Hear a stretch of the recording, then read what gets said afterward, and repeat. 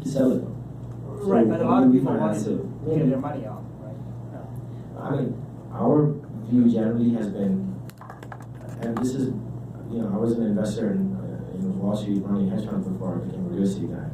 And my view has always been, if you find something really good to invest in, it's really hard to sell it, because if you sell it, you're going to replace it with something greater than good. And it's very hard to find something greater than good all the time. So you're better off owning it and refinancing it as many times as you can. And there's a benefit to ownership because you can depreciate the asset and shelter your passive losses against any cash flows. May I ask him, how much did you buy this for? We bought the land. It was 16,000 square foot land, zoned R4.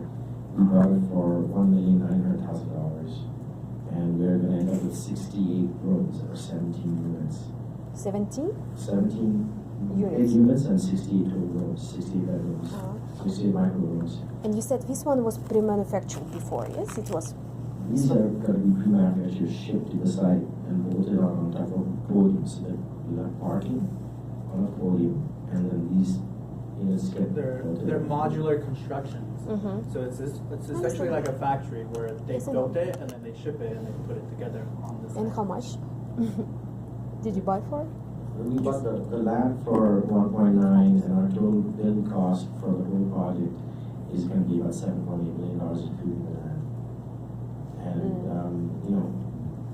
we think we did a test ad. We left it overnight for 24 hours. We got 68 applications for it at $1,650 a month. So that's 1,650 times 4 times 17. As a gross NOI is 65 to 70% of the building. And you cap rate that at today's cap rate, the building should be worth $22 million. Right. No, how much did you pay for this construction, pre-manufactured? What's the cost per square foot? So we paid 1.9 by the land, and we're going to spend another about $7 million to build. 7. So for example, this small room, how much was it? This bathroom? About $176 a square foot. 170? Hard cost, yeah, 176. 176. Thank you. Thanks, Rita. Thanks, Rita. Thank you. Хочу 7 миллионов. Вот смотри, 170. А какой? Я сказала несколько в одном блоке. 4, и таких блоков несколько. Это все 7 миллионов. Получается, строительство было 5 миллионов, да? 1.9? Нет, 1.9 земля. Да. У нас строится 5. Нет, Тоток 7 миллионов сказал. Тоток 7. Okay, so I am co-founder of CoPlace.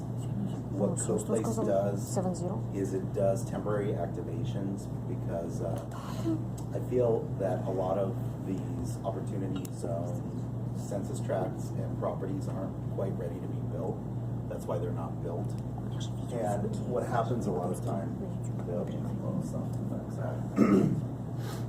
so what happens a lot of time is developers will come in and build not to the maximum allowable density because it's not economically feasible. And I'll show you an example. This is a property that's in San Diego. It's in downtown. Everything was built up around it. This was a private-public partnership that we did with the city. They were supposed to take this out for RFP in 2013, and they couldn't because there was a lot of restrictions. This yellow house in the back was historic. It was basically one of those blighted blocks in the middle of a downtown. And the city, being a city, they couldn't really figure out that because of that yellow house, that's that much value lost for 40 stories up. And so they couldn't sell it. We came in and we asked if we can temporarily activate this project, and we did with a shipping container project. So this is called Courtyard. It's all made modular. It was event space, concert space, bar, restaurant, coffee shop, office, dog park, and then those uses change daily. So you'd have one day you'd have a concert with 3,000 people, and the next day you could have a wedding or like a little maker's market. It's very changeable space. There's the coffee shop. There's the open space as a community space. There's a stage, and so on and so forth. And there's a concert. And what was really interesting is that there was a developer that was building something across the street when we were going through permits, and he was worried that this was going to affect the value of his project because his was a rental project. We got over it pretty quick just because modular, natural state of modular, or especially shipping container projects, is that it's movable. Come to find out, no one's ever really moved one before because usually when a community has one of these put in, everybody really likes it. Is it empty? Yellow one. Yeah, it's a historic house. It was boarded up. It was actually pretty nice inside, but they didn't allow us to do anything with it. So What's the reason to keep it? It's historic. Oh. It's as historic as San Diego gets, I think, like 1890. Wow. Wait, Sasha, real quick. So it's functionally obsolete. Nobody's using that structure anymore. It just has to be there, basically. No, it has to be there. It is not functionally obsolete. It's probably going to be a brewery at one No. point. It's just going to take some retrofit. And, Okay. you know, a lot of dollars because it's historic. Ну, все историк, обычно So так. this picture was taken from the rooftop of that apartment building Обычно так. that was being built. No. And what ended up happening was the units on that side of the building rented for 25% more than the rest of the building. Everything that the guy was afraid of didn't happen. So what we did was, when it went out for RFP after 2.5 years of activation, we picked up the whole thing and we moved it. It took about 8 hours to move. We permanently affixed it. And when it went out for RFP, the community decided to protest because they like their outdoor space. And there was a petition of 3,000 people that went around saying, don't close down this site. So we weren't planning to do another private-public partnership, but we were kind of forced into it. And we moved the whole project about 3 blocks away and with everything with it, the whole infrastructure, reused, reconfigured like Legos. And now on the original site is this. This is about, let's say, a month ago being built. What it's going to be built into is the first 5 floors, UCSD Extension Campus, and then 34 stories of luxury residential above it. And this particular one is a good example of, it was difficult for a developer to come in and justify comps. Normally what would happen, and what did happen a couple blocks away, was they built a mid-rise where they should have built 40 stories, and now that they built it, it's never going to get unbuilt, or it's going to be some time until it does to build it to its full potential. So it's like an activation and reuse model. So this was the site where we moved that original courtyard project, and this is what it looked like about a month later. So this is active reuse, and the reason that we did this project was because we needed a favor from the city. We did some social impact, and with economic development, it's called a positive externality. We did something for everyone else that impacted the whole area. And it was costly, and there's a reason why nobody moves these projects, is because it's very expensive to do so. But we're the only ones that ever moved one of these, which was a very interesting model, especially when you pair it up with an opportunity zone deal. So let's see here. When we activate projects like this, and we've done other projects in challenged areas, the whole goal of this is to bolster economic activity because just because these lots aren't ready to be built doesn't mean that you can't temporarily activate them and create jobs and create an area that draws in people from other areas to come congregate. And then all of a sudden, once you clean up a certain one block, that's the problem block, you get really good results. And so what I was saying, the reason that we did this was because we needed a rezone on another property. And we did such a good job with this one. They rezoned 2.38 acres that was zoned for 2 single-family homes to medium density for us. So now we're going to build 100 units. This is another example. This is a project that we're working on right now in San Diego. So this works out to be 24 shipping container units. We're building them as retail units.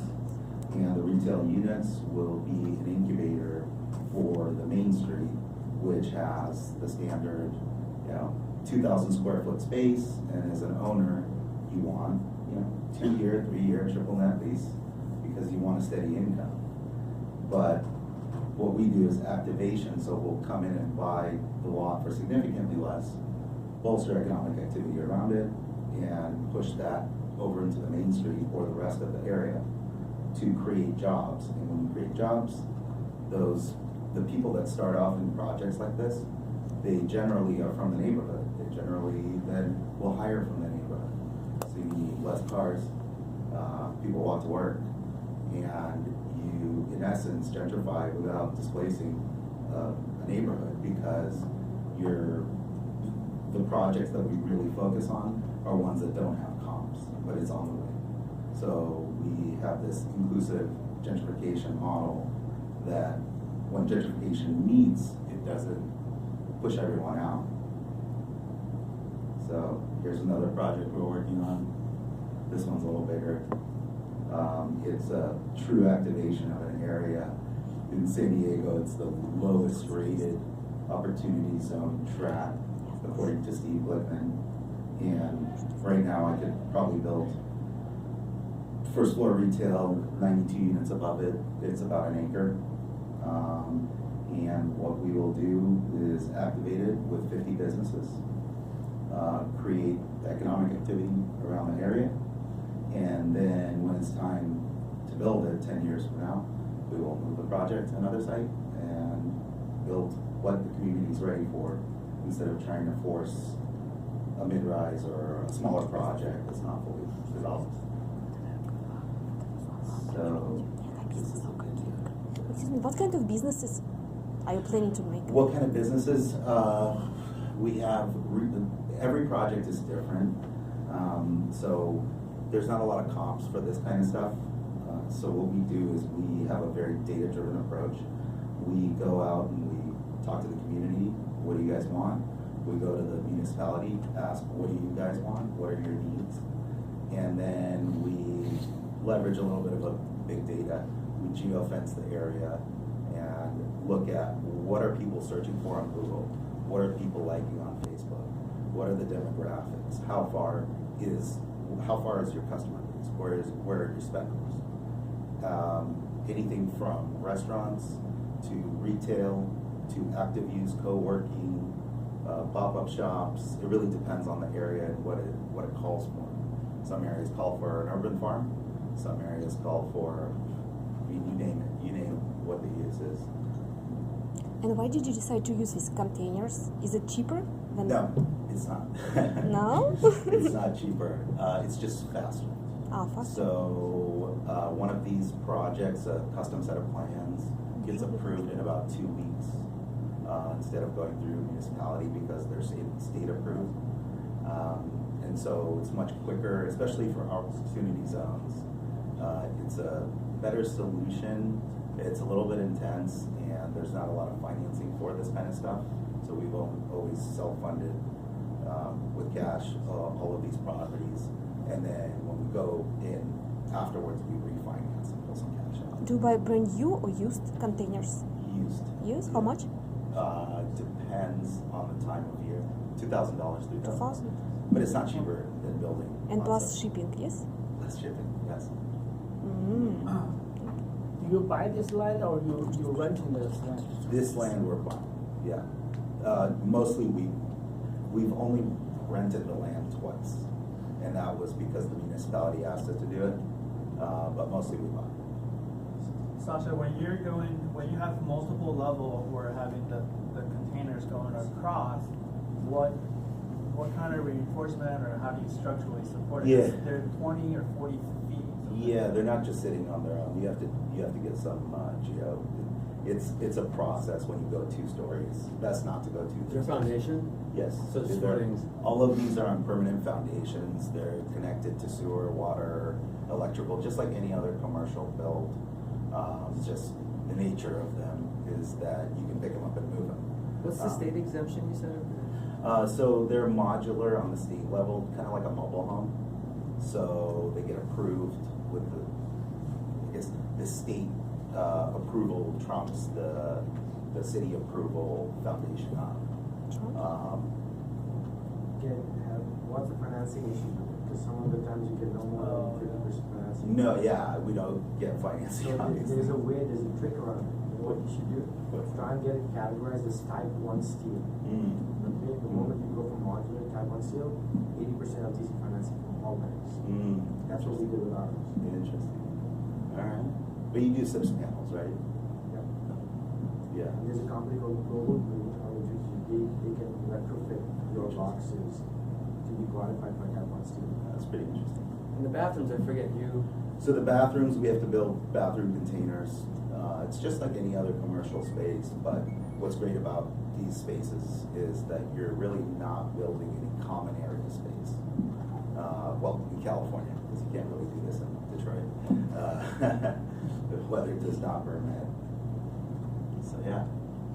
Yes, sir. So are you doing the later development as well of the building that's gonna replace this? It depends. So some sites call for, it's 5 years out, some sites are 10 years out, some sites are, development is falling apart, and the partners aren't working, the loans aren't there. We can have this up pretty quick, as long as we hurry up and we have the cash to do it.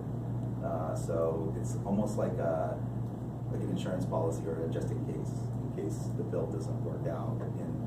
And with these opportunity zones, what a lot of people aren't considering, we started to get calls from these large funds that are, they're calling us and saying, will you do this for us? Because you have a very strong social impact component that checks off a lot of boxes for government.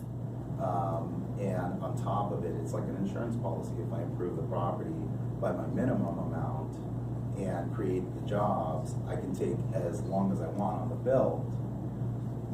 It just doesn't do very well for brokers because that's, the fund managers make their money on the fees and, development costs. But this is like a worst case scenario because as soon as the investor puts his money in the fund starts investing in a development, that's a 10-year partnership pretty much. And if anything falls apart, the investor's going to sue everything. So this is a better replacement than the hot dog stand on the parking lot. Much better, yeah. So while you have this building, can you actually do entitlement of this land, for other uses? Yes, you can do entitlement for other uses. Although these ones, they get permanently attached as if it's a building. But what I've noticed with these social impact projects is when you do something good for the community like this, it's not that hard to get a rezone because you win a lot of friends. So instead of 80 units, I'm gonna build, 400 at one point. So what's your ROI? So it depends on how you slice it. Right now, I can tell you what I'm building it to a 16 cap, cash on cash, all equity, but it takes work to do.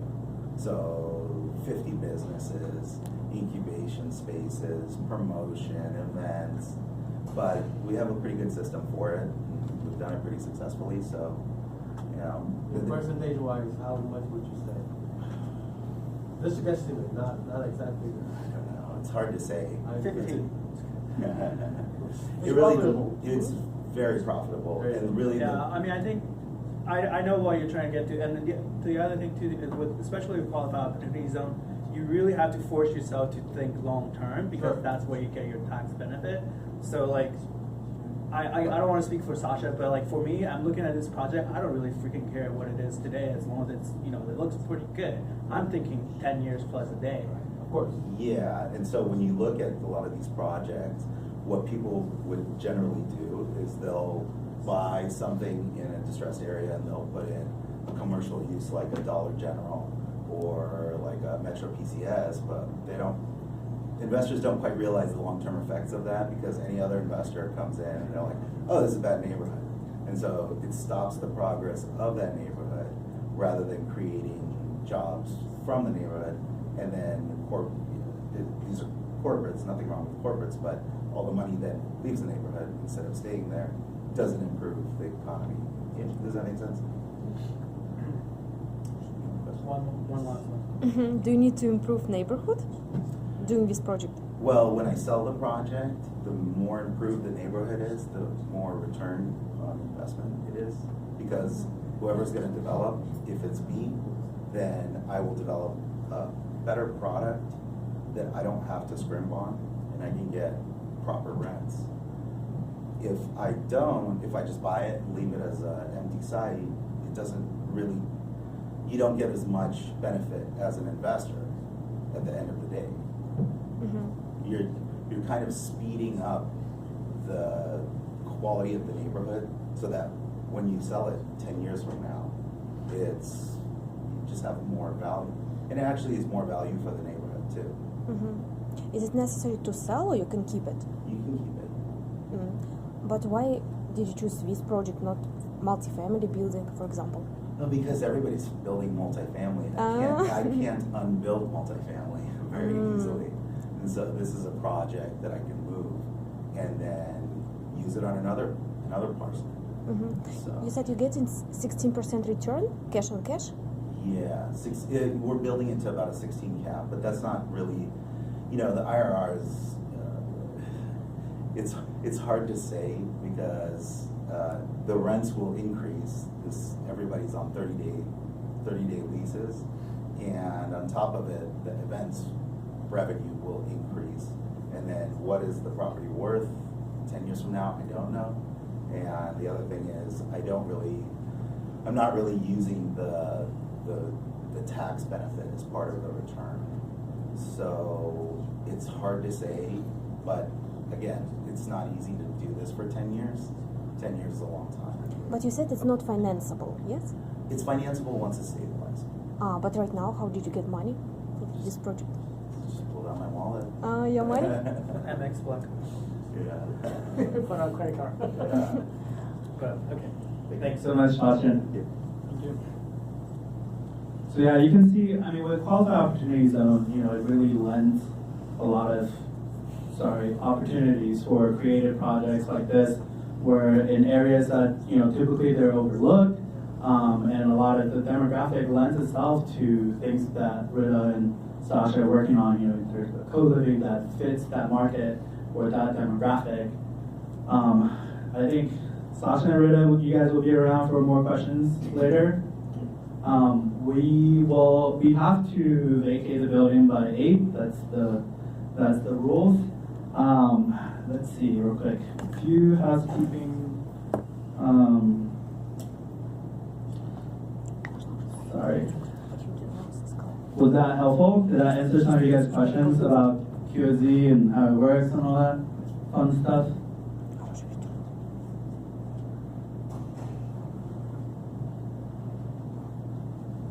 So again, here's the map. If you find this interesting, I think Meetup started doing the review system now, so I'll ask you to rate the event. If you would do us a favor, leave a 5-star review. This is how we get the word out to spread the word about our meetup and the topics that we're discussing. Real quick, we also have a project down in San Pedro in the Qualified Opportunity Zone as well.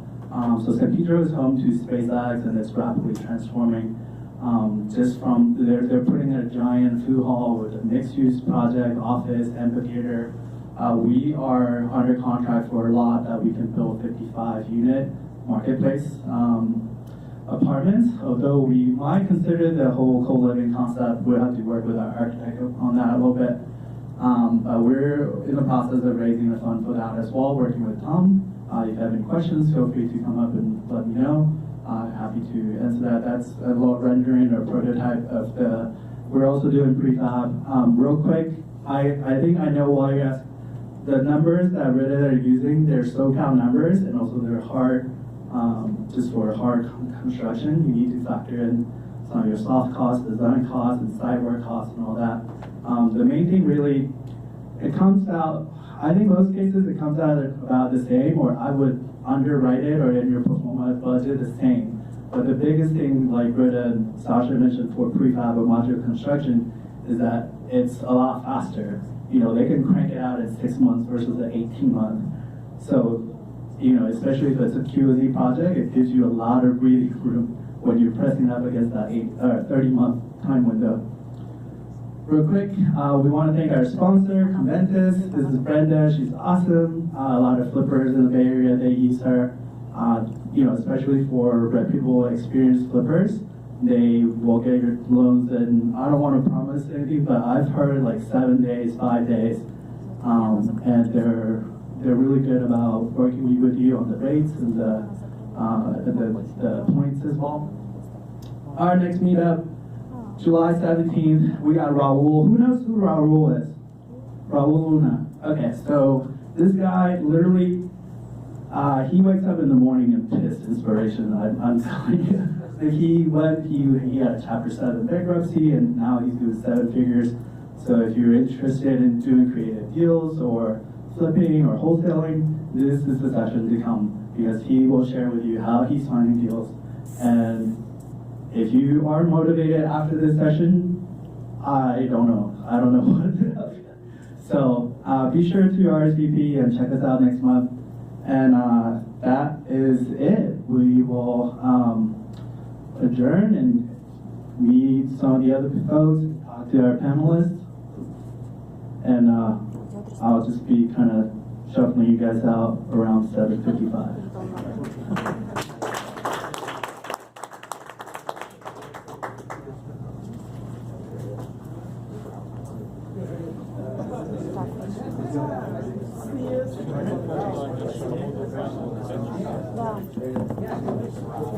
Как я поняла, что они сказали, что это самое, извините, на финальной секции, что Майк вроде как ликвидировал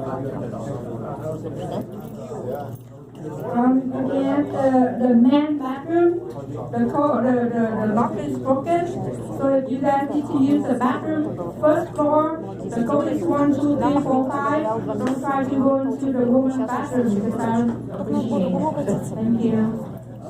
Ну, нам ее агент был. Ну и что? И что теперь?